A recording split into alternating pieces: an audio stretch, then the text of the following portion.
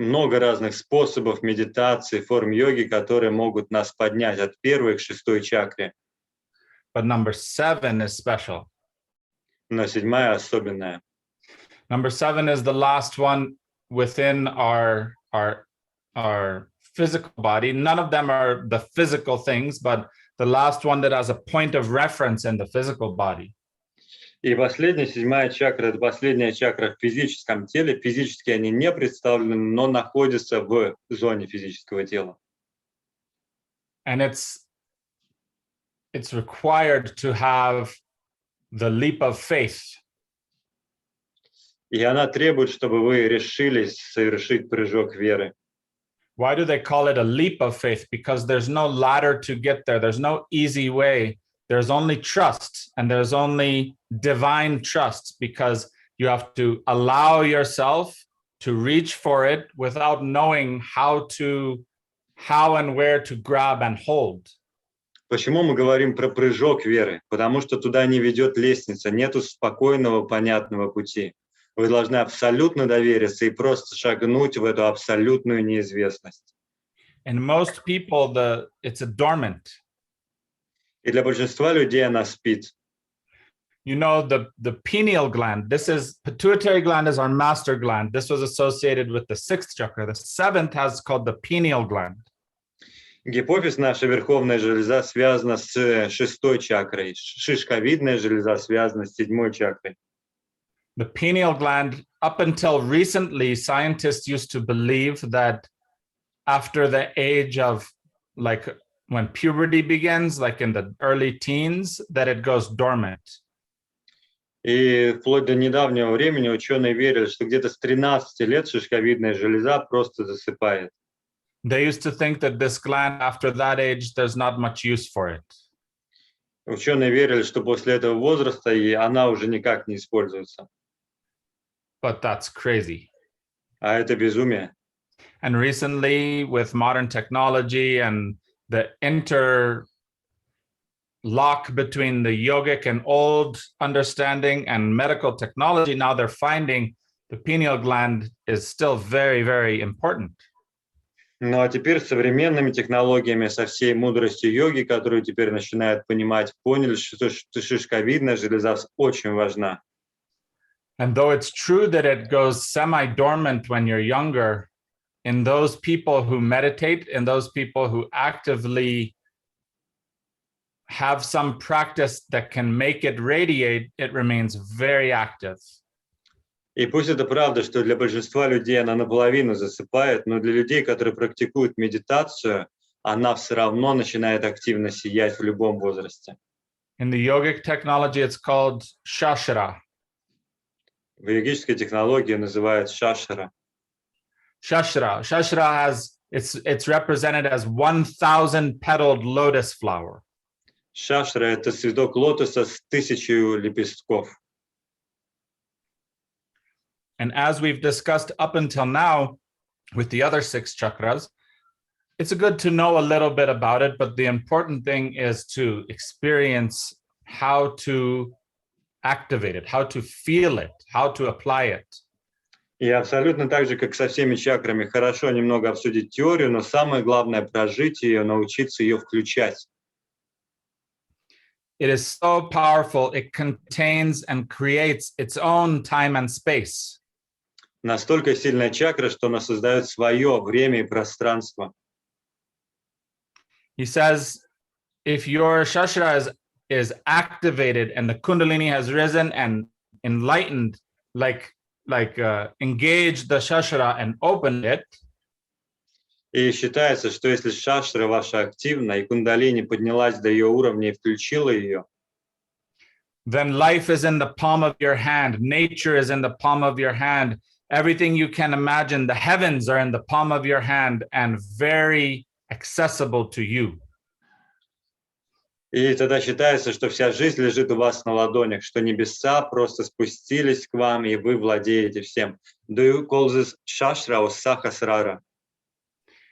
It has the power when it's reversed in its pole to make you depressed and literally incapable, insane, insensitive, and hopeless. А если эту силу повернуть задом наперед, то вы станете абсолютно депрессивными, безнадежными, погрузитесь в глубочайшее отчаяние. Or when it's developed and when it's activated and when it's energized and it's open, that 1,000-petaled lotus is like a satellite. It works to pull in all of the positive prosperity and grace and excellence into your being. Но если вы поработаете с этой чакрой, раскроете ее, это станет просто гигантская антенна внутри вас, которая привлекает все знание, все процветание, все, что вам необходимо.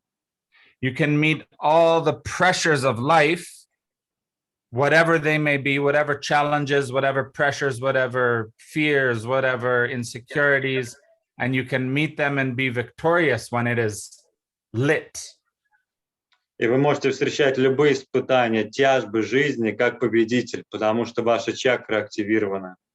There's a saying that was very dear to Sri Singh Sahib, to Yogi Ji, which was, it's not the life we live, it's the courage we bring to our lives. И есть цитата от Йоги Бхаджана, Сри Сингх Сахиба, что не важно, что мы живем, а главное, сколько храбрости мы живем. Now, what does that mean? It means we can go through life with all of the hassle and hustle and effort and trying to achieve, trying to work, trying to do good, trying to meditate, trying to pray, all of this effort. We can go through life in that way. Это означает, что мы можем действительно пытаться жить хорошо, вкладывать в себя, пытаться достигать чего-то, медитировать, стараться.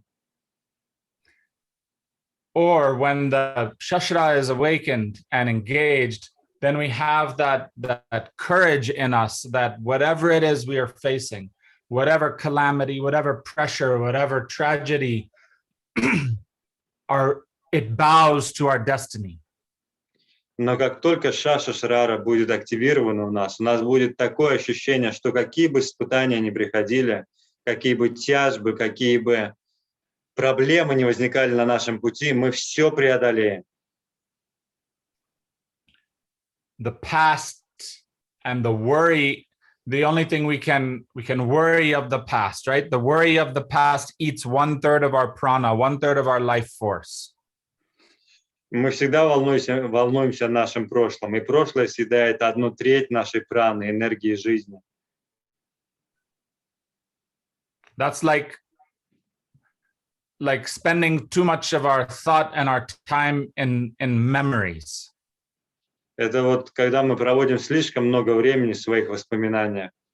It eats 1/3 of your capacity of prana and energy. 1/3 вашей праны, ваших способностей от этого съедаются. Worry about tomorrow and the future eats another 1/3 of our prana and energy. Волнение о будущем, о завтрашнем дне съедает другую треть вашей энергии и праны. What do you have left for today? И что вам осталось на сегодня? 1/3. 1/3.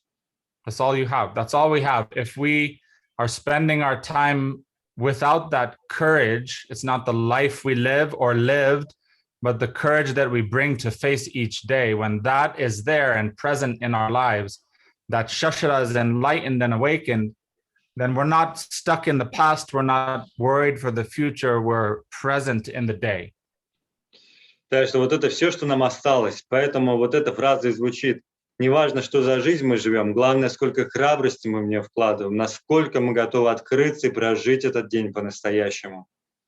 When we have the courage and the trust to live with the attitude of, I don't work for me, I allow God to work for me, that's the enlightened Shashara. И когда у нас есть храбрость сказать себе такое, что не я забочусь о себе, а Бог заботится обо мне, вот это и есть просветленная Сахасхара. It's a courage because there is no fear. It's the opposite of fear. If we're living in fear of our old actions, old memories, fear of what the future brings, then there's no possibility for courage. Вот это и есть храбрость, когда страх растворился, мы больше не переживаем за прошлое и не боимся будущего. Вот настоящая храбрость. And if there's no courage, how can there be trust? А когда нет храбрости, какое может быть доверие? So these two words and these two concepts of courage and trust in what? Courage that God is working for us, trust that what we need will come to us without us having to even lift a little finger. That's that awakened shashara. И про какую храбрость, про какое доверие мы говорим? Мы говорим про эту абсолютную убежденность, что все Бог сделает для нас, даже если мы не пошевелим своим пальцем, и все работает на нас. Вот такая просветленная Сахасрара.